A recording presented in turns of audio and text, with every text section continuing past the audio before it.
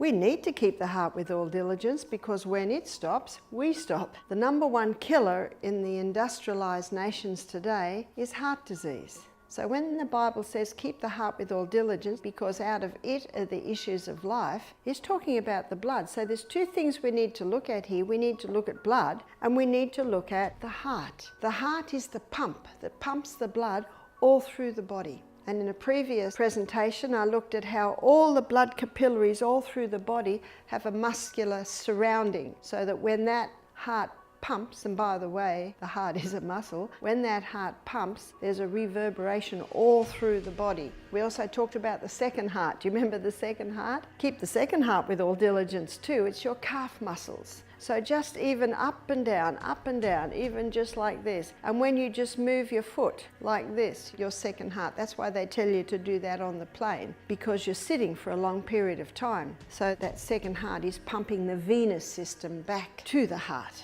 So let's have a look at how we can keep the heart with all diligence. It's a muscle, and muscles get strong through use. So number one, we'll look at the heart.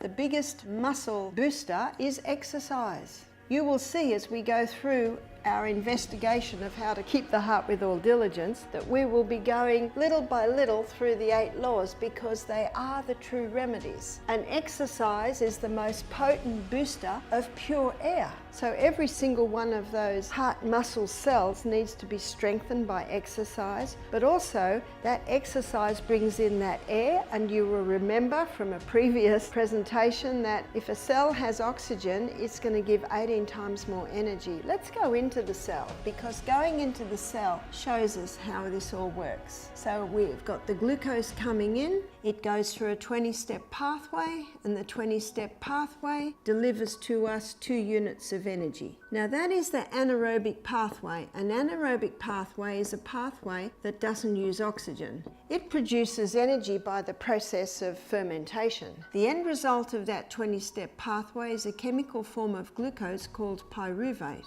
And pyruvate, as the chemical form of glucose, gets fed into the powerhouse. This is the glycolytic pathway, not using oxygen. This is the mitochondria, and the 8 steps specifically is the Krebs cycle, and it uses oxygen. So this is the aerobic pathway, and it gives us 36 units of energy. We also looked at how the membrane around the cell is a bilayered membrane. And inside that membrane are sodium-potassium pumps.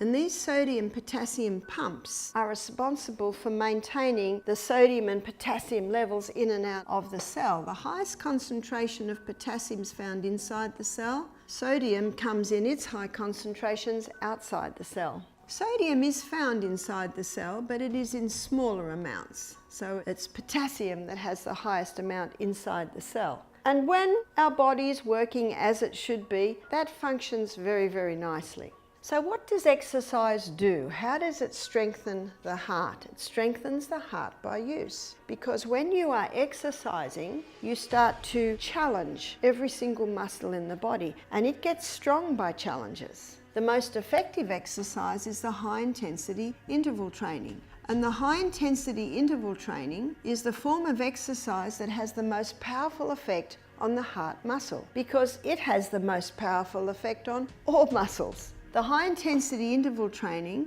are intervals of high intensity, intervals of recovery, and usually done for a cycle. So let's have a look at what Dr. Doug McCuff found in his book Body by Science. And he's a heart doctor, so he was looking for an exercise that was the most powerful in strengthening his patient's heart. He did it on himself first. He was very happy with the results. In fact, he was almost surprised at the results because of the effect that it had.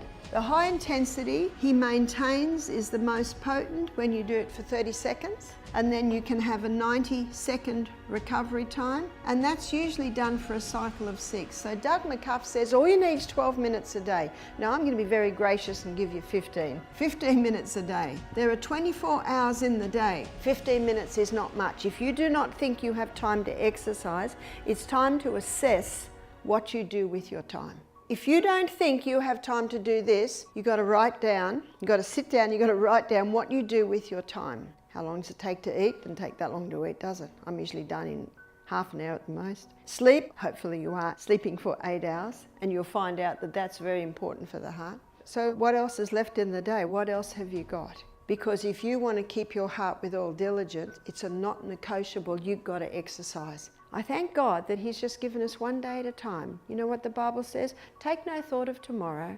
Concentrate on now.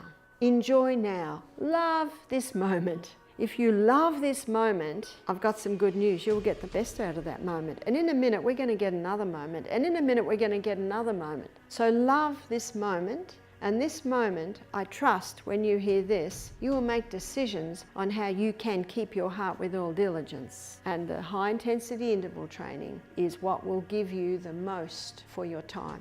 It is the best health insurance you can make. The dividends you receive far exceed the effort that you put into it.